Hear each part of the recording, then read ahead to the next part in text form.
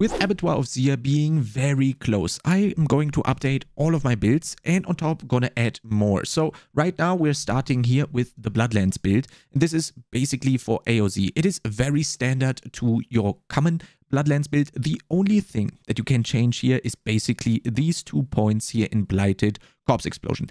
I'll get into a little bit more detail on this when we are at the chest, but this is basically a defensive version. You could also take these 2 points out and you could very freely redistribute those. For example, to get another source of defense, you could also put the points here in Decrepify, which is further gonna reduce the damage that the enemies are gonna deal to you, but not worth so much because, as you can see here, with that skill point, it only goes up by 0.9%, so that's not so worth. You could increase the Gruesome Mending, for example. You could also activate Transfusion at all, giving you a 3% lucky hit chance to spawn more Blood Orbs. Not that bad, but that one is probably never ever going to proc that much because of the low lucky hit chance. But again, those 2 points, maybe also Corpse Explosion itself, also maybe a higher radius and some Hued Flesh. You are really free, but for now, I'm going to leave them here as the standard version, giving us a little bit more defense. For the class mechanic, I have to scroll down a little bit because it's blocked by the camera.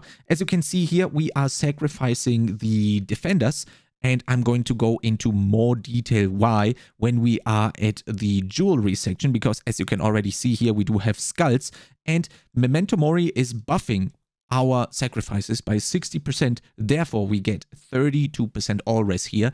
And that's really, really good, especially because we want to be really defensive when it comes to Abattoir of Zir.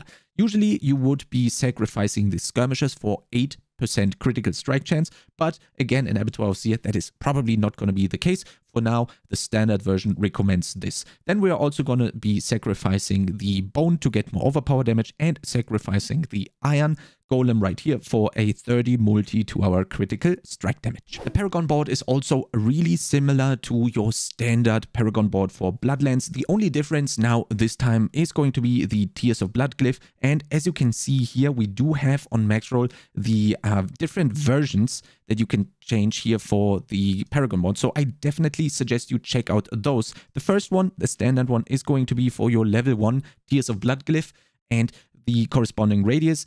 If you don't know, the glyph increases the radius by hitting level 50, and then as you can see, we can also put more points in there. So we are doing that by changing the variants right here.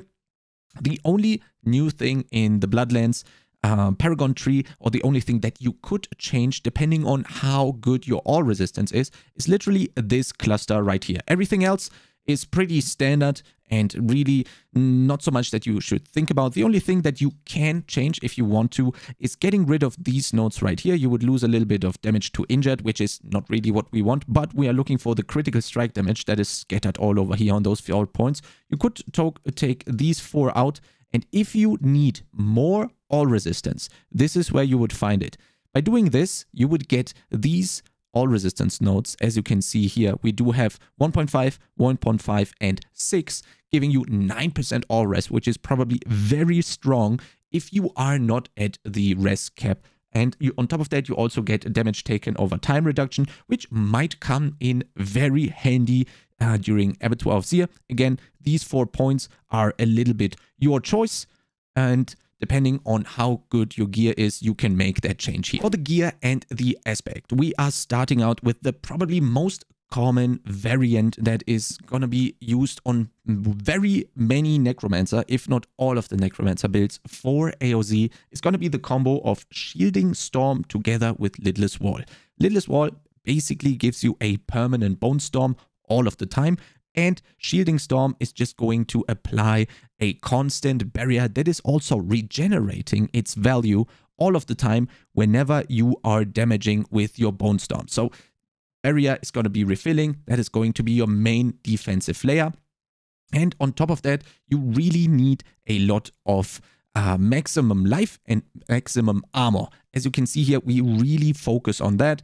If I mouse over, you can see the green highlighted items all have maximum life. If I mouse over now the armor, you can see literally everything has armor on it. Obviously, from the innate stats, but also we are buffing total armor, and it's really, really important here to stack a lot of armor because we need that new armor cap of 15.3k to not be in a disadvantage when it comes to the very highest of AoZ tiers.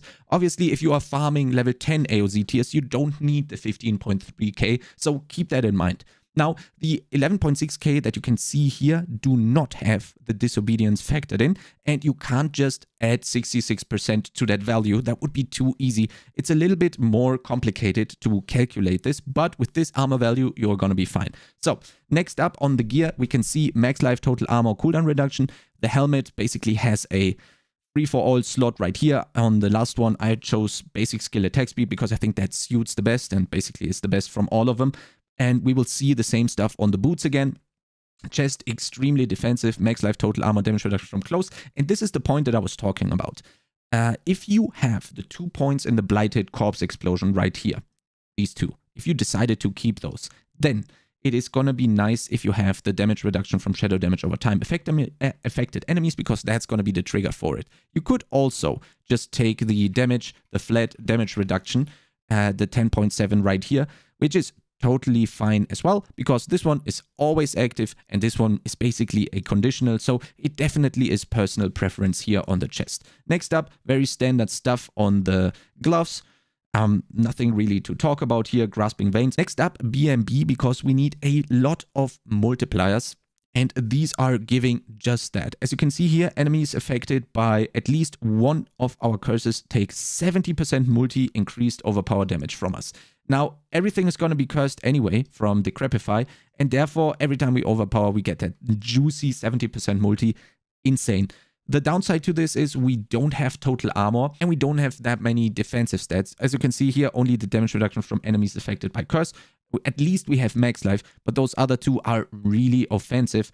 The ranks of all curse skills helps us a little bit with decreasing the damage that the decrepified enemies are dealing, and the ranks of the amplified damage passive also gives us a little bit more multi here. But again, very offensive on the pants, therefore way more defensive on the other slots.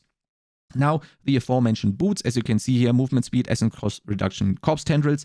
Corpse tendrils here is extremely important because with the gore quills that we have on our wand, we will need a lot of blood orbs. Why blood orbs with corpse tendrils? Well, with our corpse tendrils right here, we are generating blood orbs. We need a lot of blood orbs because we want to activate the gore quills as much as possible to get basically free Bloodlance casts and therefore cover the weakness that Bloodlance has, which is AoE damage. With this combination, you actually cover that, so that's really important here. On the boots, we also play Shared Misery because there is literally nothing else that you can put there, which is going to be helpful in AoZ. For speed farming, you could put the Wind Striker or the Ghost Walker on there just to move a little bit faster, which is also going to be pretty important in AoZ to level up your glyph quickly. More infos on that in a separate video. And the third slot right here is open. You can choose all stats. You can choose dodge chance, damage reduction while injured, for example, also fits, but there's so much stuff that you can put here and which would make sense. On the wand, we do core, overpower, all stats, and int. And very important, the Banished Lord Talisman, again, guaranteeing that those juicy overpowers and also giving us a huge multiplier on top of that. As you can see, we do run the skulls in the jewelry, which is again linked to having a lot of armor. As you can see here, 11.6k, really important to have the skull here. We are covering the all resistance, again, by sacrificing the defenders, as you can see here on the class mechanic. And we therefore got a little bit more armor out of it. Now, next up is going to be the Ring of Untimely Death. We need this to further scale our damage with max life, crit, overpower, and crit damage. And also the aspect is going to help us with damage. And then the same ring again, but this time with potent blood. If you remember, we are generating a lot of blood orbs with corpse tendrils, which cooldown is going to be around 9 seconds, which is already great.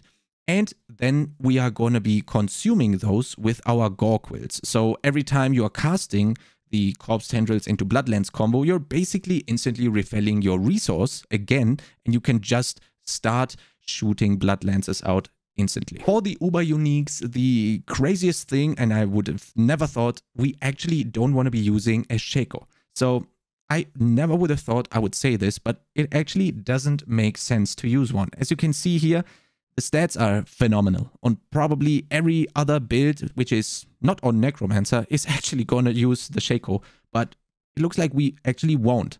Also, other builds are not going to use it. The blood builds for sure are not going to be using it, because the thing is, we would be missing our beloved total armor value.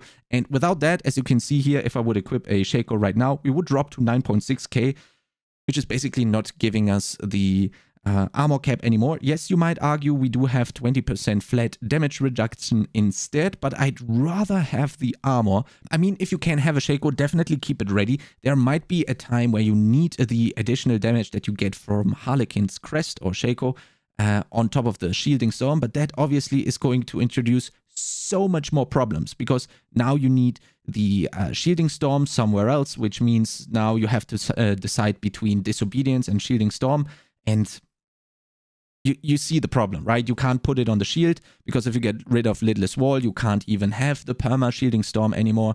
It introduces way too many problems. That's why we at Maxroll actually recommend not playing a Shaco on a lot of Necromancer builds. If you were wondering why that is, this is exactly the case. Now, for the other Uber Unique, that makes a lot of sense. And as you can see here, there's also a second set, and it's actually Doombringer.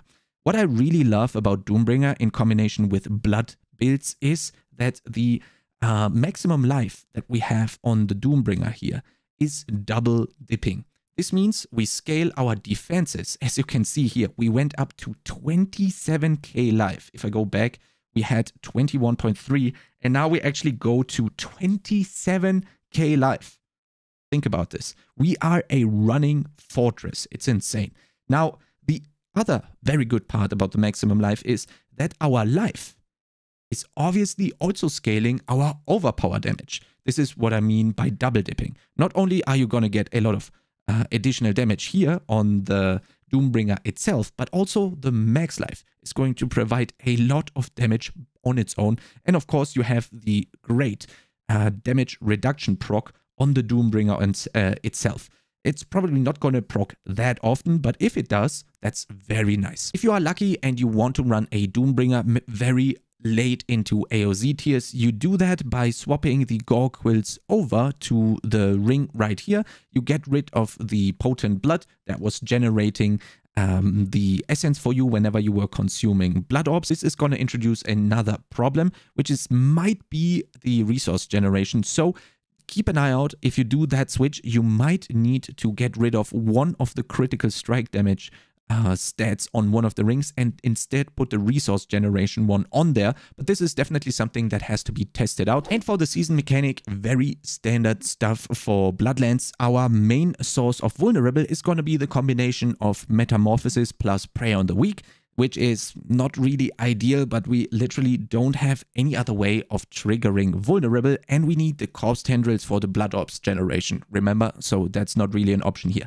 Moonrise for crazy attack speed, which is going to help us with the resource generation, and Ravenous together with Sanguine Brace to get that Fortify and even more crit chance. I'm really hyped for AoZ because I really think this build is going to be one of the top 3 builds in AoZ, and if you have any questions to this build, to Necromancer or to Diablo 4 in general, I'm going to be live streaming my AoZ progression down in the Twitch link below, and if you like content similar to this, make sure to subscribe to this YouTube channel, and I'll see you next time.